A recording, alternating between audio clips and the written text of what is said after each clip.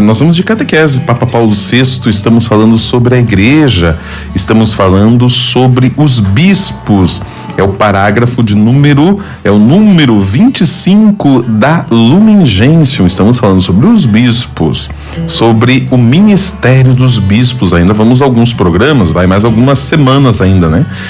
Que nós vamos falando aqui sobre o ministério dos bispos. Aí vamos falar sobre os presbíteros, sobre os diáconos, e aí então, no capítulo 4, nós vamos falar sobre os leigos, o trabalho e a função dos leigos na igreja. Você não pode perder, né? Tá bombando nossa catequese aqui, né? Vamos lá, função docente dos bispos é o tema de hoje, que diz assim: de entre os deveres principais dos bispos, sobressai a pregação do evangelho. Os bispos são efetivamente os arautos da fé, que levam a Cristo novos discípulos, e os doutores autênticos, isto é, investidos na autoridade de Cristo, que ao povo a eles confiado pregam a fé, que devem crer e aplicar à vida e a ilustram à luz do Espírito Santo. Bom, vou dar uma paradinha aqui. Você viu que a frase é comprida, né? Então ele vai parar no meio aqui, não tem problema não, né? Senão ele vai longe aqui. Dentre os principais deveres do bispo, qual é então? A pregação do evangelho. São muitas as funções, mas aqui entre os deveres principais, a pregação do evangelho. Por isso, diz ainda o Papa Paulo VI, lembrando aqui, que efetivamente os arautos da fé são os bispos, eles que levam o Cristo, os novos discípulos, e eles são também, olha outra palavra que é usada aqui, doutores autênticos, isto é, investidos na autoridade de Cristo, que ao povo a eles confiado pregam a fé e devem crer e aplicar a vida e a ilustram à luz do Espírito Santo. Olha que função bonita, profunda. Esse é o dever do bispo. O que mais? Que à luz do Espírito Santo, eles são convidados a, tirando do tesouro da revelação coisas novas e velhas, a fazer frutificar, e afastam com cuidado os erros que ameaçam as suas greis. Então eles tiram coisas novas e velhas do seu tesouro, conforme Mateus 13:52, e fazer frutificar. O que adianta uma árvore seca? Lembra o que Jesus fez com uma árvore seca que não estava dando frutos? Então é necessário fazer frutificar. Este é o dever dos bispos. Tá bonito falar do dever dos outros, né? É bom, né? Ah, não se preocupe, vai chegar ainda o nosso. Vai chegar o nosso ainda, né? Com certeza. Vamos lá. Vamos dando sequência. Diz assim ainda: quando ensinam em comunhão com o Romano Pontífice, os bispos devem ser considerados por todos como testemunhas da verdade divina e católica. Então veja só, como deve ser o ensinamento dos bispos em comunhão. Com quem? Com o Romano Pontífice. Já falamos aqui quem é o Romano Pontífice, tá lembrado? O Romano Pontífice é o Papa. O atual é o Papa Francisco.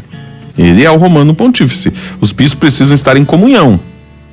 Os bispos devem ser considerados por todos como testemunhas da verdade divina e católica. Não é um ensinamento qualquer, e não é um ensinamento pessoal. Eles nos trazem uma mensagem que é para toda a igreja, da doutrina da igreja, não é coisa da própria cabeça.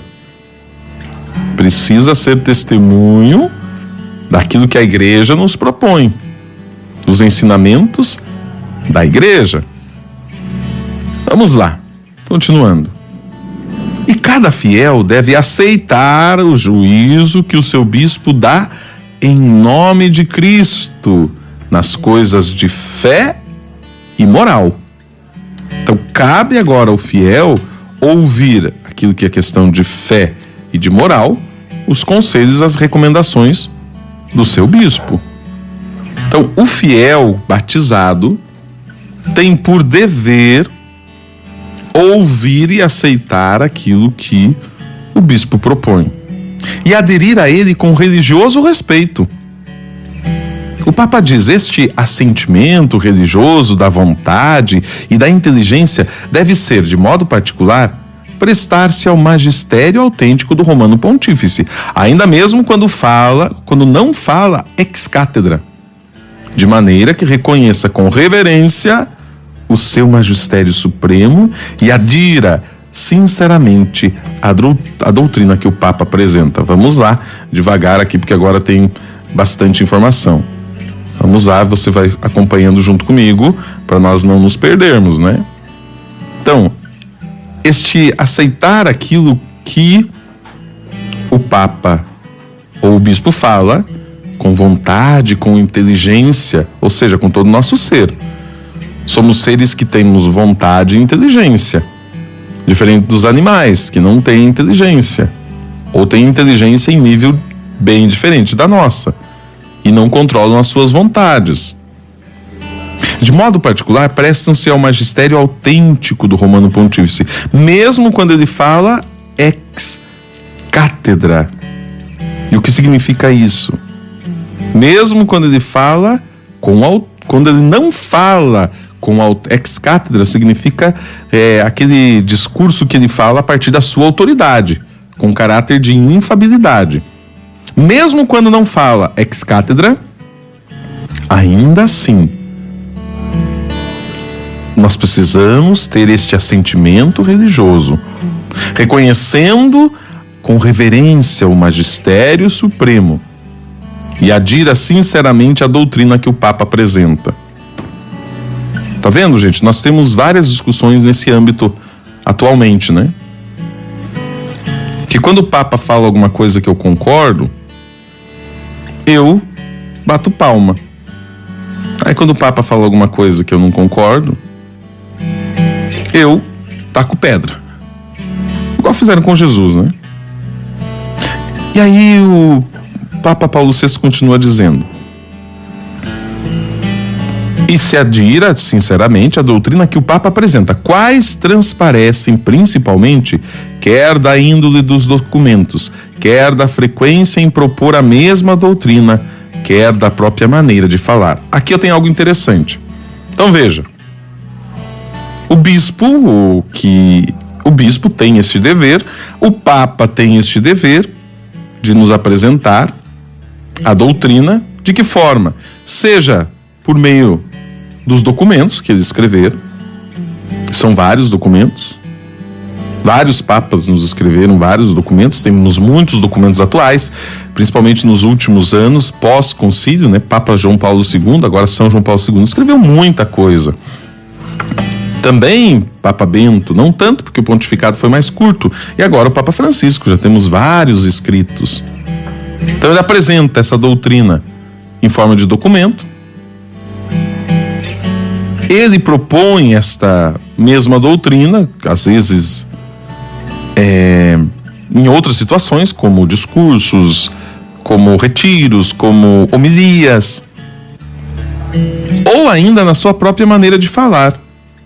Muitas vezes as pessoas questionam: mas este Papa falou isso, falou aquilo. Às vezes é só a maneira de falar, mas a doutrina ele não muda. Os ensinamentos da igreja continuam os mesmos. Vou tocar num tema bem polêmico, mas que é algo atual. Por exemplo, a questão do tema da homossexualidade. O Papa Francisco nunca mudou a postura da igreja. A postura da igreja é a mesma que está lá no catecismo. O Papa Francisco não mudou. Ele apenas tem uma maneira própria de falar, mas a doutrina continua a mesma. Inclusive recentemente, né? Palavras do Papa foram até distorcidas. Mas ele não muda a doutrina, é um modo de falar. Então cabe a nós acolhermos esta autoridade do Papa, acolhermos esta fala do Papa e outras tantas, para entendermos e vivermos a nossa fé para o hoje, para o agora, para a resposta que a igreja precisa dar